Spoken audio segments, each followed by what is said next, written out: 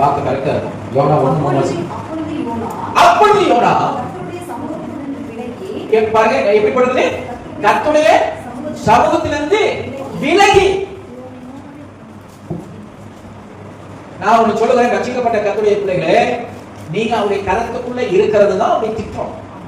எப்போ அவருடைய கரத்தை விட்டு விலகுறீங்களோ அப்போ அவருடைய சமூகத்தை விட்டு என்ன செஞ்சிட்டீங்க, விலகிட்டீங்க. அப்படியே பாதத்தை விட்டு விலகிட்டீங்க, அப்படியே கிருபியை விட்டு வெளியே போயிட்டீங்க, அப்படியே இரக்கத்தை விட்டு வெளியே போயிட்டீங்க, அப்படியே அன்பை விட்டு வெளியே போயிட்டீங்க, அப்படியே தயவை விட்டு விலகி போயிட்டீங்க அர்த்தம். நான் வேதாந்த கல்லூரியில முத பிரசங்கம் பண்ண பிரசங்கம் யோனாவின் புஸ்தகம். யோனாவை குறித்து தான் பிரசங்கம் பண்ணேன். தேவனுக்கு பிரியமான யோனான்னு பேசினேன். நல்லா ஞாபகமா இருக்கு. தேவனுக்கு பிரியமான யோனா.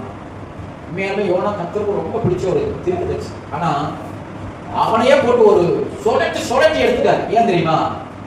அந்த 3வது வார்த்தை சொல்லுது, என்ன சொல்லுது?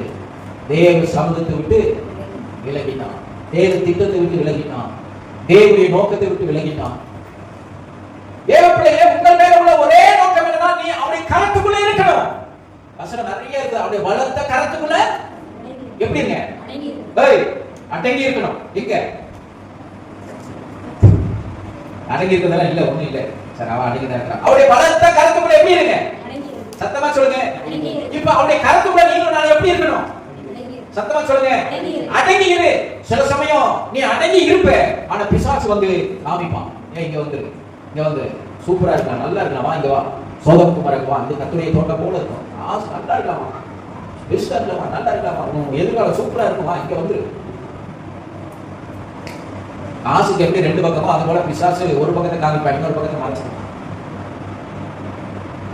தீர்க்கதரிசியா இருந்தாலும் தேவ வார்த்தையை விட்டு விலகும் பொழுது வசனம் சொல்லுது, அவன் தேவ சமூகத்தை விட்டு விலகினான். போனவன் என்ன, ஒரு பெரிய சூறா காட்டு, அவனை சூறாவளி அவனை சந்தித்தது. அவனை கடலை தூக்கி போட்டாங்க. மீனின் வயிற்றுல 3 நாள் இருந்தான். அங்க ஒரே பாட்டு, மன்னிப்பு எல்லாம் கேட்டு போனான்.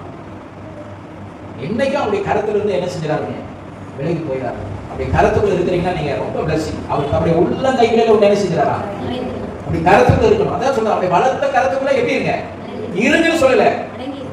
ஏன் இப்ப சொல்லலாம், மணி ஏன் அடங்கிருன்னு சொல்லுது, ஏன் அடங்கிருன்னு சொல்லியிருக்கிறாரு. அப்ப நம்ம எப்படி இருக்கோம்னு ஆர்டர் பண்ணிக்கிறாரு.